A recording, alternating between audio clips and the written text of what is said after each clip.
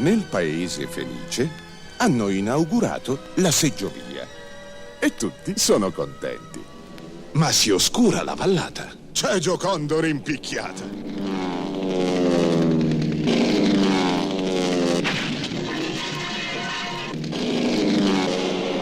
Bacio le medaglie, comandante. Avete colpito ancora. E che? C'ho scritto Giocondor? Se ti prendo ti seguo il mirino, Giocondor. In tutto il mondo, nessuno è cattivo come Giocondor. Cos'ha di nuovo combinato quel Giocondor? Ha rotto la seggiovia che ci portava tutti in montagna. Andava Narciso, Che scala il Monviso, andava Giampietro, che sia all'indietro, andava Rolando, che fa il contrabbando, andava Riccardo, che fa il San Bernardo, andava Lucrezia, ma sì di Venezia.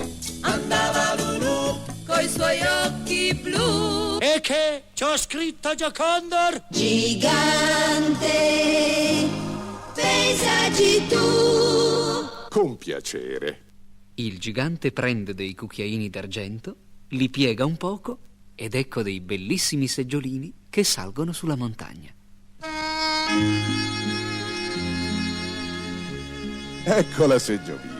Ed ecco quel briccone di Giocondor. Ma mi lasci! Il gigante lo solleva in alto e poi lo lascia cadere giù. Non c'ho il paracadute, non c'ho la mutua, ma siamo impazziti!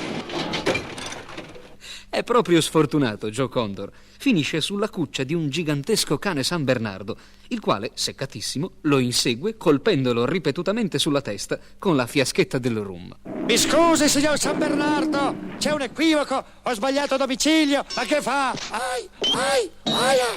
Torna la felicità.